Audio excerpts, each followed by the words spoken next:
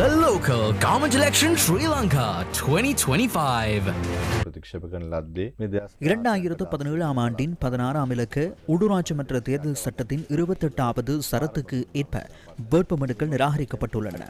இதனால் நிராகரிக்கப்பட்ட வேட்புமனுக்கள் சட்டத்திற்குட்பட்டே நிராகரிக்கப்பட்டுள்ளன. அதனுடன் சமூகத்தில் ஒரு வகையான விடயம் பரவியது.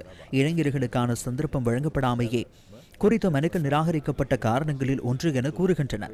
சட்டமாதிப திணைக்களத்தின் ஊடாக நீதிமன்றத்திற்கு அறிவிக்கப்பட்டுள்ளது. இந்த விடயம் தொடர்பில் தேர்தல் ஆணைக்குழுவில் கலந்துரையாடி இணக்கப்பாட்டுக்கு வருவதற்கு தீர்மானித்தோம். அதனால் குறித்த விடயம் தொடர்பில் சட்டமாதிப திணைக்களமும் வழக்குகளுடன் தொடர்புடைய சட்டத்தரணிகளும் கலந்துரையாடி தமது கருத்துக்களை பகிர்ந்து கொண்டனர். நாம் சட்டத்தின் அடிப்படையிலேயே அந்த விடயங்களை முன்னெடுத்தோம் என நாம் அங்கு மீண்டும் மீண்டும் வலியுறுத்தினோம். சட்டத்தின் எல்லைக்குட்பட்டு நாம் முன்னெடுத்த இந்த விடயத்தில் வழங்கப்படும் சட்ட உத்தரவின்படி செயற்படுவதற்கு நாம் தயாராக இருக்கின்றோம்.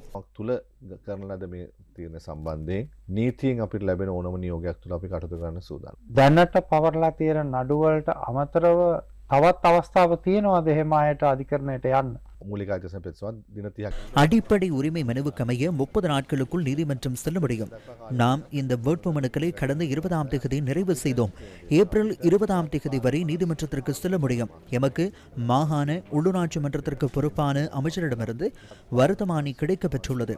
எதிர்வரும் ஜூன் 2ஆம் தேதிக்குள் தேர்தலை நடத்தி உறுப்பினர்களை நியமிக்குமாறு அதனால் குறித்த விடயங்களை முன்னெடுத்து செல்கின்றோம். සදා සභිකයන් පත් කරන්න. ඉතින් අපි අපේ කටයුතු අපි කරගෙන යනවා.